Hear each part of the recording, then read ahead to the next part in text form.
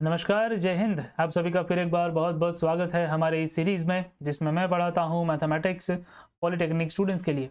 अगर आप 12वीं के छात्र हैं फिर भी ये जो सीरीज़ है वो आपके लिए बहुत ही ज़्यादा काम की है, क्योंकि ट्रिगोनोमेट्रिक फंक्शंस आपके लिए भी इंपॉर्टेंट है। अगर आप डिग्री स्टूडेंट्स हैं फिर भी ये सीरीज़ आपके लिए बहुत ही ज़्यादा काम की है। ट्रिगोनोमेट्रिक फंक्शंस आपको आगे जाके बहुत ही ज़्यादा काम आने वाला है।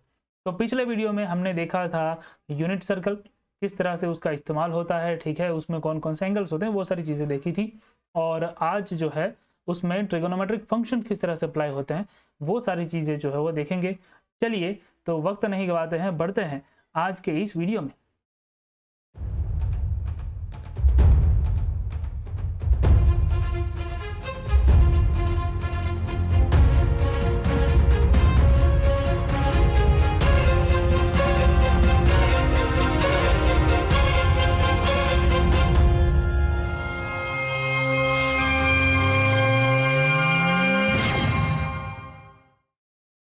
ठीक है, तो सबसे पहले बात करते हैं पिछले लेक्चर के एंडिंग की, जिसमें मैंने कुछ आपके सामने सवाल जो है वो रखे थे। सवाल कुछ इस तरह से थे कि हमको साइन 30 की वैल्यू जो है वो पता है, कोस 30 की वैल्यू पता है, लेकिन साइन 120 की वैल्यू क्या होती है, कोस 180 की वैल्यू क्या होती है, टेन 270 की वैल्यू क्या होती है, ये सारी वैल्यूज़ जो है वो हमको नहीं पता है। और किस तरह से इसको ढूंढते हैं वो भी हम नहीं जानते हैं। ठीक है, अब तक तो नहीं जानते हैं, अब जो है वो अब जान जाएंगे।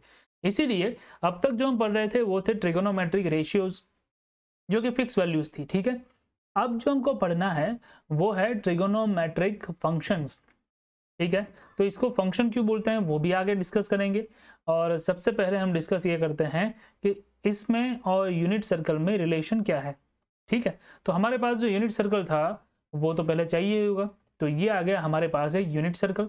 ठीक है, यूनिट सर्कल में जैसा कि हमने देखा है कि यहाँ पे उसका सेंटर हमने O बोल दिया है, ये एक एक्सिस जो है वो X बोल दी, यहाँ पे X डैश बोल दिया, यहाँ पे Y बोल दिया, यहाँ पे Y डैश बोल दिया। ठीक है, अब मैं थोड़ा सा क्विकली जा रहा हूँ क्योंकि बाकी की सारी डिस्कशन में आगे के लेक्चर में ऑलरेडी कर चुका हूँ। ठीक है, चलिए, तो यहाँ पे जो हमारे पास आएगा ये जो पॉइंट है वो कौन सा पॉइंट होगा, 10। ठीक है, क्यों होगा 10?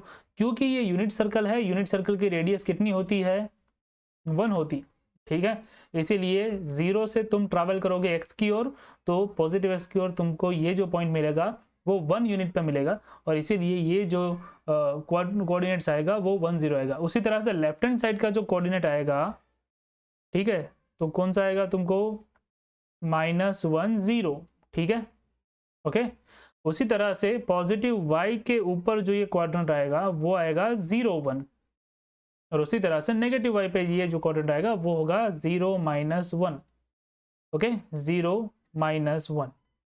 चलिए, तो इतनी सारी चीजें तो हमने देखी थी, क्लियर है। ठीक है, साथ ही में हमने ये भी देखे थे कि एंगल्स जो किस तरह से आते हैं। तो एक रोटेशन लगाते हैं, एक रोटेशन लगाओगे तो सबसे पहला जो एंगल मिलेगा वो मिलेगा 0 रेडियन। ठीक है, उसके बाद तुम आओगे पॉजिटिव y एक्सिस पे, तो जो एंगल मिलेगा वो है π/2। उसके बाद नेगेटिव x एक्सिस पे जो एंगल मिलेगा वो है पाई। उसके बाद नेगेटिव y एक्सिस पे जो एंगल मिलेगा कितना मिलेगा, वो 3π/2, 3π/2। और अगेन जब तुम एक रोटेशन कंप्लीट करते हो तो तुमको जो एंगल मिलेगा वो है 2π। ठीक है, फिर से एक बार रोटेशन लगाओगे तो π/2 ऐड करना है, जो कि हमने पिछले लेक्चर में ऑलरेडी देख लिया है। ठीक है, चलिए अब बात करते हैं आज के लेक्चर में कि यहाँ पे ट्रिगोनोमेट्रिक फंक्शन और यूनिट सर्कल में रिलेशन क्या है। उसके लिए मैं क्या कर रहा हूँ कि मैं जो है वो एक रेडियस ले रहा हूँ, रेंडम रेडियस। ठीक है, यहाँ पे इस तरह से, और ये रेडियस जहाँ पे टच करती है ना मेरे सर्कल को, यूनिट सर्कल को टच करती है, वहाँ पे मैं कोऑर्डिनेट्स को नाम दे देता हूँ। कुछ भी नाम तुम दे सकते हो, ठीक है, तुम्हारे हिसाब से। तो मैं यहाँ पे नाम दे रहा हूँ x और y। ठीक है, एक्स वाई कोऑर्डिनेट कुछ भी हो सकते हैं ना, एक्स वाई नाम दे रहा हूँ। और साथ ही में कुछ एंगल बन रहा है, देख रहे हो तुम, अगर तुम एंटी क्लॉकवाइज जाओगे यहाँ से तो ये एंगल बन रहा है थीटा। ठीक है, एंगल भी तुम कोई भी नाम दे सकते हो, तुम्हारे ऊपर है। ओके, चलो, ये एंगल हो गया थीटा, कोऑर्डिनेट्स हो गए एक्स और वाई। ओके, अब मुझे ये चाहिए कि ये एक्स और वाई की वैल्यू क्या होगी, एक्स और वाई की वैल्यू जो है वो क्या होगी। ठीक है, अब एक चीज अगर मैं यहाँ पे करता हूँ, थोड़ी सी जियोमेट्री जो है वो इस्तेमाल करता हूँ। जियोमेट्री का मतलब क्या करना है हमको कि यहाँ पे ये जो x है ना उसको मैं नीचे की ओर प्रोजेक्ट करूँ, ठीक है। तो यहाँ पे नीचे की ओर प्रोजेक्ट करूँ तो ये यहाँ पे टच करेगा। ओके, तो मुझे ये बताओ कि यहाँ से इतना जो डिस्टेंस है वो कितना होगा? ऑब्वियसली x जितना होगा। ठीक है, अब ये रेडियस जो है उसको निकाल देता हूँ, थोड़ा ऊपर हम इसको लिख लेते हैं। तो यहाँ से इतना जो डिस्टेंस है वो x जितना होगा। ठीक है, उसी तरह से ये जो डिस्टेंस है, ये जो डिस्टेंस है ये नीचे से ऊपर तक का, ठीक है, ये जो वर्टिकल हाइट है वो कितनी होगी? y जितनी होगी कि नहीं होगी? ठीक है, वर्टिकल हाइट जो है y जितनी होगी। तो सिंपली तुमने कोऑर्डिनेट का ही इस्तेमाल किया है। ये x जितना डिस्टेंस दूर है, वर्टिकल हाइट y है, तो ये कोऑर्डिनेट xy आ जाएंगे। सिंपल है। चलो, इतना तो हम समझते हैं। ये तो सिंपल सा कोऑर्डिनेट जियोमेट्री था। और ये जो रेडियस है ना, o से लेके x की रेडियस है या फिर xy की रेडियस है, वो कितनी है? 1 की है। तो ये जो है वो 1 का हो जाएगा। तो यहाँ पे जो मुझे मिला है वो क्या मिला है? राइट एंगल ट्राइंगल मिला है। तुम देख सकते हो, मिल गया राइट एंगल ट्राइंगल। तो राइट एंगल ट्राइंगल जो मिला है उसको नाम दे देते हैं। नाम देना हमको हमेशा जो है वो आसान पड़ता है। ठीक है, यहाँ पे ए नाम दे दिया मैंने, यहाँ पे ऊपर बी नाम दे दिया मैंने। ठीक है, O A B. So you can say that in triangle O A B, in triangle O A B, angle A कौन सा है? 90 डिग्री का है। ठीक है, एंगल ए 90 डिग्री का है। ये जो ओ ए साइड आई वो कितनी है? x जितनी है। ओ बी साइड जो आई है तुमको वो y जितनी है। और साथ ही में तुम्हारे पास जो सॉरी ये जो ए बी साइड आई है वो y जितनी है। और ओ बी साइड जो आई है वो क्या है? 1 है, which is your hypotenuse, which is your hypotenuse. ठीक है, अब मुझे ट्रिगोनोमेट्रिक फंक्शंस की वैल्यू चाहिए। तो ट्रिगोनोमेट्रिक फंक्शन मतलब क्या होता है?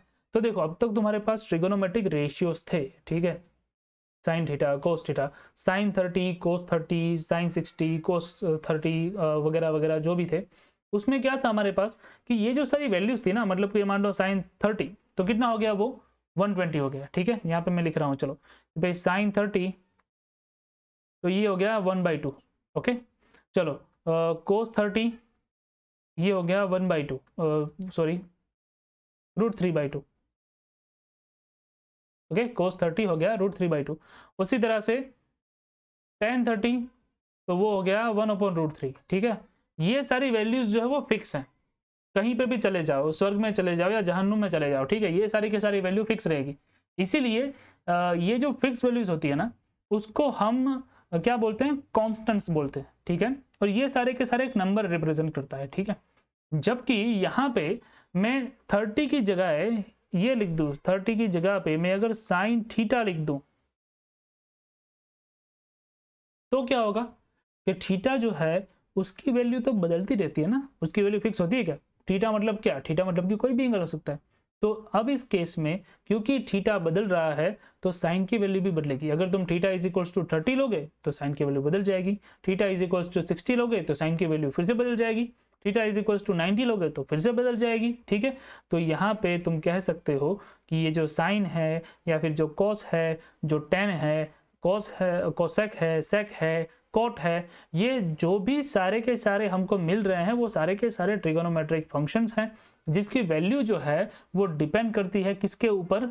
थीटा, यानी कि एंगल कितना है उसके ऊपर।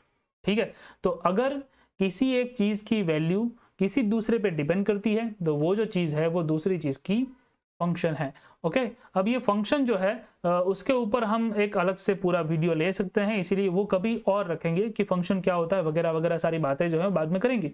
लेकिन अभी हमको क्या समझना है कि ये जो सारे साइन थीटा कोस थीटा जो है वो सारे के सारे थीटा के ऊपर डिपेंड करते हैं, इसीलिए वो सारे के सारे थीटा के फंक्शन है, एंगल के फंक्शन है, जिसके ऊपर डिपेंड करते हैं उसका फंक्शन होता है। ठीक है, तो ये जो है वो हमारे लिए इंपॉर्टेंट चीज है। ओके, तो अभी हमारे पास ये जो फंक्शन आए हैं उसको हम रिप्रेजेंट करते हैं इसके ऊपर। ठीक है, तो ये जो तुमको ट्राइंगल मिला है उसके अंदर मुझे अगर साइन थीटा जो है वो दिखाना है तो साइन थीटा कितना होगा? साइन थीटा होगा ऑपोजिट अपॉन हाइपोटेनस। ठीक है, तो ऑपोजिट अपॉन हाइपोटेनस, तो ऑपोजिट क्या है? थीटा के ऑपोजिट कौन सी है?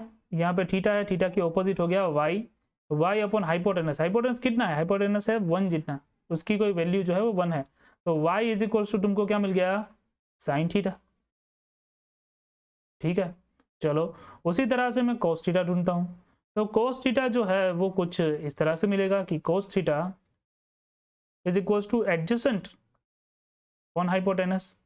ठीक है, तो एडजेसेंट मतलब कि थीटा के नजदीक वाली साइड कौन सी है, तो ओ ए जो है वो थीटा के नजदीक है, एडजेसेंट है, तो x जितनी उसकी वैल्यू है, तो x अपॉन हाइपोटेनस जो है वो 1 यूनिट है। ठीक है, तो इसी तरह से x की वैल्यू तुमको मिल गई cos थीटा। ठीक है, तो अब तुमको जो साइन की वैल्यू मिली वो y जितनी है, तो ये जो कोऑर्डिनेट है उसको मैं बदल के लिख सकता हूँ कुछ इस तरह से कि ये जो कोऑर्डिनेट है वो पहला कोऑर्डिनेट इंडिकेट करता है cos थीटा को, और दूसरा जो कोऑर्डिनेट है वो इंडिकेट करता है किसको, साइन थीटा को। ओके, तो अब मुझे तुम ये बताओ कि यहाँ पे x जो है वो किसकी वैल्यू है, मतलब कि cos थीटा जो है वो किसकी वैल्यू है, x की वैल्यू है। x की वैल्यू मतलब कि x एक्सिस की वैल्यू, तो जैसे जैसे x एक्सिस की वैल्यू जो है वो चेंज होगी वैसे वैसे cos थीटा की वैल्यू बदलेगी। ठीक है, और जैसे जैसे साइन थीटा यानी कि y, ठीक है, साइन थीटा क्या है, y है, तो y एक्सिस की वैल्यू में अगर चेंज आता है तो साइन की वैल्यू में चेंज आएगा। ठीक है, ये तुमको अब समझना है। तो इसके ऊपर से एक इंपॉर्टेंट सा कंक्लूजन जो है वो निकलता है, अब वो कंक्लूजन जो है वो हमें देखना है। ठीक है, तो अब जो कंक्लूजन मैं आपको कहने जा रहा हूं वो ये है कि यहाँ पे हमारे पास जो x की वैल्यू आई है, ठीक है, x कोऑर्डिनेट की जो वैल्यू आई है वो cos थीटा जितनी है। ओके, x की वैल्यू cos थीटा जितनी है, इसका मतलब ये है कि अगर मुझे cos थीटा की वैल्यू चाहिए और अगर वो थीटा के ऊपर डिपेंड करती है, जैसा कि तुम देख रहे हो थीटा की वैल्यू बदलेगी, cos थीटा की वैल्यू जो है वो बदलेगी।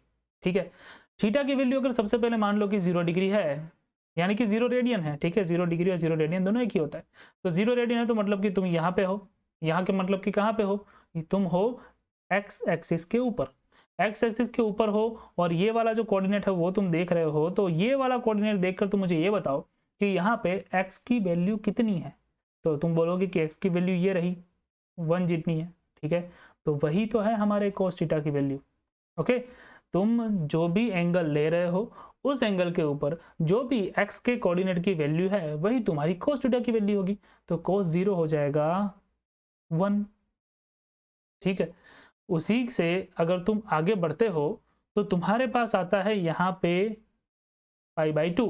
ठीक है, π/2, तो π/2 जो है उसमें अगर तुम देखोगे तो वो है y एक्सिस के ऊपर। ठीक है, और y एक्सिस के ऊपर x कोऑर्डिनेट कितना है, ये है। ठीक है, और x कोऑर्डिनेट कितना है, 0 है, तो cos की वैल्यू हो गई 0।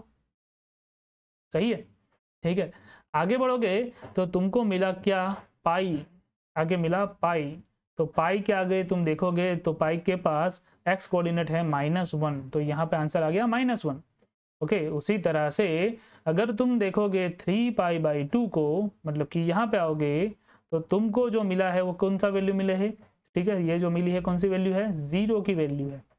और उसी तरह से और भी आगे आते हो, अब तुम आते हो वापस एक राउंड लगा के 2π के पास, 2π के पास फिर से एक बार x की वैल्यू कितनी हो जाती है, 1 हो जाती है। तो ये जो तुमको मिली है वो अलग अलग थीटा के ऊपर अलग अलग cos की वैल्यू है। जैसा कि मैंने बोला थीटा बदलता है, cos की वैल्यू बदलती है, इसीलिए इसको बोलते हैं ट्रिगोनोमेट्रिक फंक्शन ऑफ थीटा। ठीक है, समझ में आई बात। चलिए, इसी तरह से अब मुझे बात करनी है साइन के बारे में। तो साइन जो है उसकी वैल्यू भी इसी तरह से डिपेंड करेगी किसके ऊपर, x के y के कोऑर्डिनेट के ऊपर। So y is equals to sine theta, तो यहाँ पे मैं थीटा ले रहा हूँ। ठीक है, और यहाँ पे मैं ले रहा हूँ साइन थीटा की वैल्यूज। तो जब भी साइन की वैल्यूज मतलब कि थीटा की वैल्यू 0 रेडियन होगी तो तुम हो यहाँ पे x एक्सिस के ऊपर। देखो y कोऑर्डिनेट कितना है x एक्सिस के ऊपर, ये y कोऑर्डिनेट है 0, तो साइन की वैल्यू 0। ठीक है, उसी तरह से तुम चले जाओ π/2 के ऊपर, थीटा की वैल्यू π/2, यानी कि यहाँ पे ओके y कोऑर्डिनेट कितना है, 1 है, तो ये है आंसर 1। उसी तरह से चले जाओ पाई के पास, y कोऑर्डिनेट कितना है, 0, आंसर इज 0। उसी तरह से चले जाओ 3π/2 के पास, y कोऑर्डिनेट कितना है, -1 है ना, आंसर इज -1। उसी तरह से वापस आ जाओ 2π के पास, और y कोऑर्डिनेट कितना है, वापस से 0 है। ठीक है, तो ये चीज तुमको समझने की जरूरत है कि हम इसका इस्तेमाल करके, इसका मतलब किसका, यूनिट सर्कल का इस्तेमाल करके साइन थीटा कोस थीटा की वैल्यू जो है वो फाइंड आउट कर सकते हैं। और वो वैल्यू फाइंड आउट करने के बाद तुमको करना क्या है, कुछ भी नहीं करना है, सिंपल सा है कि उसके ऊपर से तुम जो है वो दूसरे ट्रिग्नोमेट्रिक फंक्शन जो है वो फाइंड कर सकते हो। कैसे, मान लो tan फाइंड करना है तो tan क्या हो गया, साइन अपॉन कोस। ओके, कोसेक फाइंड करना है तो कोसेक क्या हो गया, 1 अपॉन साइन। इस तरह से तुम अलग अलग ट्रिग्नोमेट्रिक फंक्शंस को भी आइडेंटिफाई कर सकते हो। ठीक है, ये जो है वो इंपॉर्टेंट कंक्लूजन है। ठीक है, अब इसी में सारे के सारे ऑब्जर्वेशन हमको करने हैं। क्या करना है, ये जो मैंने समझाया है ना, इसी में सारे के सारे ऑब्जर्वेशन करना है। मतलब कि कॉन्सेप्ट यहीं तक था, जो कॉन्सेप्ट था वो यहीं तक था। अगर ये तुम समझ गए हो तो आगे का तो बहुत ही आसान है, मतलब कि बच्चों का ही खेल है। ठीक है, तो अब जो है वो हम समझते हैं अलग अलग वेरिएशंस, मतलब कि अलग अलग ऑब्जर्वेशंस हम करते हैं और उसके ऊपर से आगे की जो सारी थियरी है उसको समझते हैं। ठीक है, तो देखते हैं ऑब्जर्वेशन नंबर 1 कि इसमें पहला ऑब्जर्वेशन जो है क्या हो सकता है, उसके ऊपर से क्या रिजल्ट आ सकता है।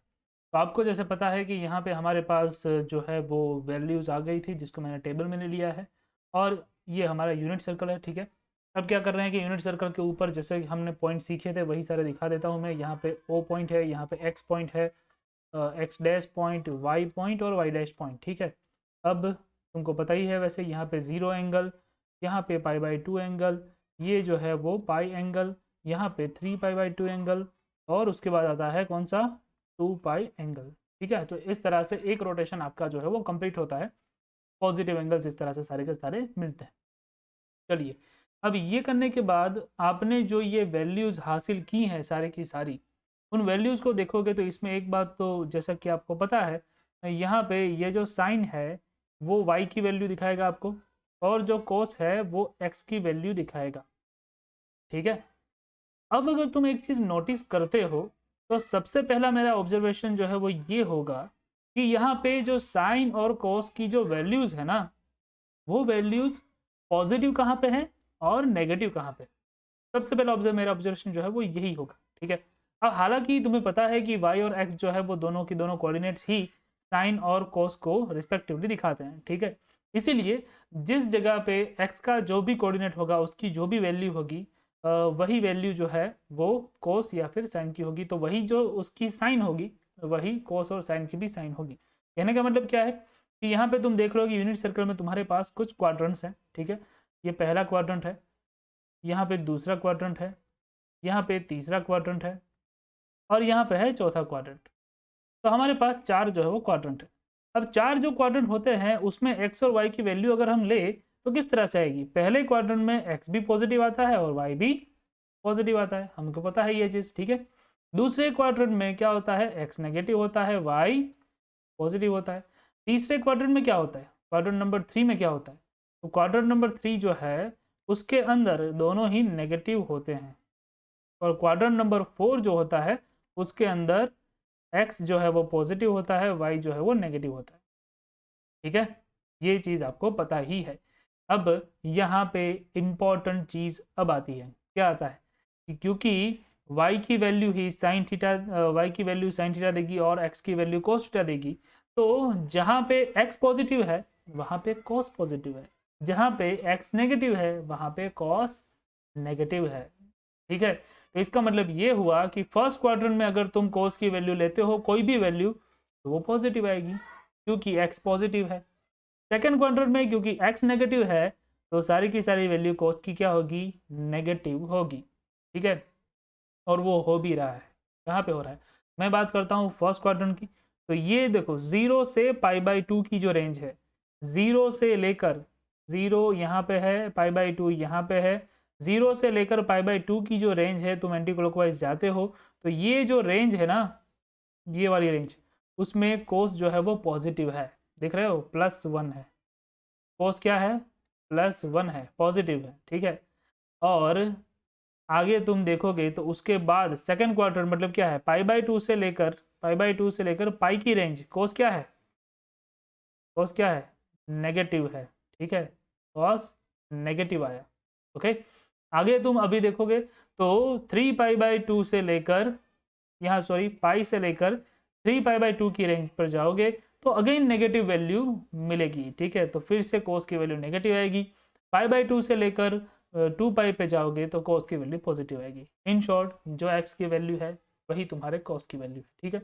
उसी तरह से साइन का भी है, तो साइन जो है वो पहले क्वाड्रेंट में पॉजिटिव, उसके बाद फिर से साइन अगेन पॉजिटिव, उसके बाद क्योंकि y नेगेटिव है तो साइन नेगेटिव, उसके बाद क्योंकि y फिर से नेगेटिव है तो साइन भी नेगेटिव आएगा। तो कहने का मतलब क्या है, पहले क्वाड्रेंट में जो पॉजिटिव है वो साइन और कोस दोनों है, ठीक है। अब बाकी सारे के सारे जो ट्रिगोनोमेट्रिक रिलेशन है, जैसे कि tan थीटा हो गया, तो tan थीटा बनता किससे है, साइन थीटा और कोस थीटा से ही बनता है, साइन थीटा और कोस थीटा से ही बनता है, ठीक है।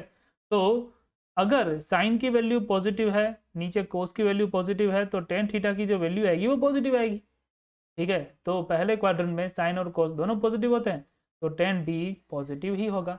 तो tan पॉजिटिव है तो कॉट पॉजिटिव होगा, और साइन और कोस दोनों पॉजिटिव है तो सेक और कोसेक भी पॉजिटिव होंगे, ठीक है। तो कहने का मतलब ये है कि तुमको सिर्फ और सिर्फ साइन और कोस की वैल्यू दिखनी है, और वो अगर तुमको समझ में आ जाता है तो उसके हिसाब से तुम जो है बाकी की कोई भी वैल्यू को प्रिडिक्ट कर सकते हो कि उसकी वैल्यू पॉजिटिव आएगी या फिर नेगेटिव आएगी, ठीक है। तो ये जो है वो यहाँ तक की बात हुई। तो इसके हिसाब से अगर मैं तुमको समरी दे दूँ तो कौन सा कहाँ पे पॉजिटिव है, कौन सा कहाँ पे नेगेटिव है, ये समझने के लिए हमको सिखाया गया होता है बहुत सारी बार, और वही मैं आपको सिखाऊंगा। तो यूनिट सर्कल जो है आपके पास, उसके ऊपर तुम चले जाओ, यूनिट सर्कल के ऊपर पहले क्वाड्रेंट में सभी पॉजिटिव, तो ऑल बोलेंगे उसको। दूसरे क्वाड्रेंट में देखोगे तो साइन ही पॉजिटिव है, ठीक है, बाकी सभी वैल्यू नेगेटिव आएगी, तो ओनली साइन पॉजिटिव है, इसीलिए उसको बोलते हैं एस, ठीक है, ऑल बाद में एस। बाद में तीसरे क्वाड्रेंट में ओनली tan पॉजिटिव आएगा, ठीक है, तो इसलिए उसको बोलते हैं टी, और बाद में यहाँ पे cos पॉजिटिव तो सी, ठीक है। तो ऑल एस ई सी, इस तरह से तुम याद रख सकते हो। यही सारे पॉजिटिव है, बाकी सारे के सारे की वैल्यू जो है वो नेगेटिव आएगी। तुमको अगर चेक करना है तो तुम चेक कर सकते हो कि थर्ड क्वाड्रेंट में tan कैसे पॉजिटिव है। तो थर्ड क्वाड्रेंट में तुम देखोगे तो साइन क्या है, साइन की वैल्यू नेगेटिव है क्योंकि y जो है नेगेटिव है। उसी तरह से कोस की वैल्यू भी नेगेटिव है, ठीक है। तो नेगेटिव नेगेटिव कैंसिल अगर हो जाता है तो बनता क्या है, पॉजिटिव। तो ऑब्जर्वेशन 1 जो है वो हमें ये बताता है कि यहाँ पे जो आपके ट्रिगोनोमेट्रिक फंक्शन है उसकी वैल्यू पॉजिटिव भी हो सकती है और नेगेटिव भी हो सकती है। कहाँ पे पॉजिटिव है वो भी हमने देखा, और कहाँ पे नेगेटिव है वो भी हमने देखा, ठीक है। और ये भी कि साइन और कोस का जो साइन है, ठीक है, साइन और कोस की जो वैल्यू है अगर उसका अंदाज़ा आपको हो जाता है तो आप दूसरे ट्रिगोनोमेट्रिक फंक्शन जो है उसका अंदाज़ा भी लगा सकते हो कि उसकी वैल्यू पॉजिटिव होगी या नेगेटिव होगी, ठीक है। वो भी हमने पूरी तरह से समझ लिया है। अब जो है आगे बढ़ते हैं, अब ये चीज़ जो है बहुत ही ज़्यादा काम आएगी आगे का ऑब्जर्वेशन में, ठीक है। तो आते हैं ऑब्जर्वेशन नंबर 2 पे। ओके, सो ऑब्जर्वेशन 2 हमको क्या कहता है कि यहाँ पे हमारे पास जो टेबल है, जो यूनिट सर्कल है, उसमें तुम एक चीज़ तो देख ही रहे हो कि जहाँ पे एंगल ज़ीरो हो रहा है, जहाँ पे एंगल ज़ीरो हो रहा है वहाँ पे साइन ज़ीरो है, ठीक है। जहाँ पे ये एंगल ज़ीरो है वहाँ पे कोस जो है वो 1 है, ठीक है। और ये तो चलो ऑब्वियस सी बात है, इसमें कुछ ज़्यादा समझाने की ज़रूरत नहीं है, अब तो समझ गए हो कोऑर्डिनेट है इसलिए ये सब चीज़ें होती है। लेकिन जब वैल्यू π/2 होती है एंगल की, तब तुम देखोगे कि यहाँ पे साइन की वैल्यू हो जाती है 1 और कोस हो जाता है 0, ठीक है।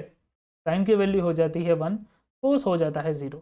इसके ऊपर से अगर मैं एक चीज़ कहूँ तो सही या गलत मुझे ये बताओ, कि मैं ये कहूँ कि साइन 0 और कोस π/2 दोनों एक ही है, तो तुम सही कहोगे या गलत कहोगे? तो ये बात तो सही है क्योंकि दोनों एक है, क्योंकि दोनों की वैल्यू क्या है, 0 है, ठीक है। दोनों की वैल्यू सेम है, दोनों पॉइंट एक नहीं हो सकते, ठीक है। तो दोनों की वैल्यू सेम आएगी लेकिन दोनों पॉइंट जो है वो सेम नहीं है, ठीक है। ये चीज़ पहली समझनी है आपको।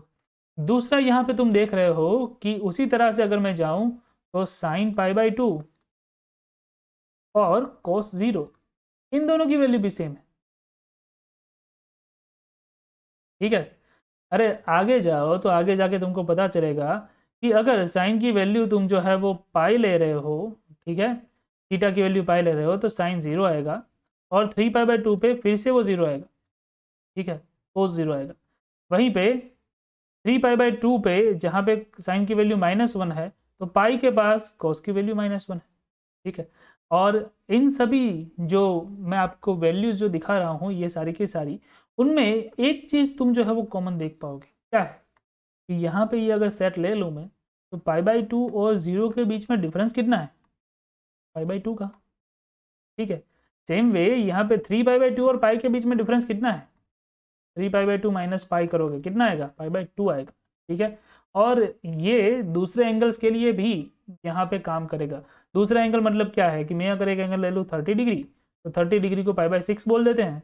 ठीक है, 60 डिग्री जिसको हम π/3 बोलते हैं। ठीक है, तो 30 डिग्री पे साइन की वैल्यू 1/2 होती है, कॉस की वैल्यू √3/2 होती है, जबकि 60 डिग्री पे यही चीज़ उल्टी हो जाती है। ठीक है, और 60 और 30 के बीच में जो डिफरेंस है वो भी 90 डिग्री का ही होता है, यानी कि π/2 ही होता है। तो जिन एंगल्स के बीच का डिफरेंस π/2 है, उन एंगल के लिए जो वैल्यू साइन और कोस की आती है वो सेम आती है। ठीक है कि नहीं है? तो मैं फिर से एक बार ये बोल सकता हूँ कि sine 30 degree is equals to cos 60 degree is equals to 1/2। Right और रॉन्ग? That is right.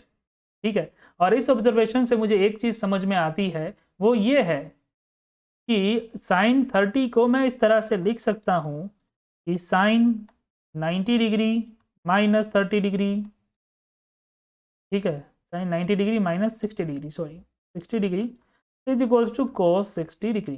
सही है, 30 डिग्री को ही मैंने सिर्फ बदला है। ठीक है, 30 डिग्री को मैंने क्या लिखा, 90 minus 60 is equals to cos 60, क्योंकि दोनों की वैल्यू सेम थी।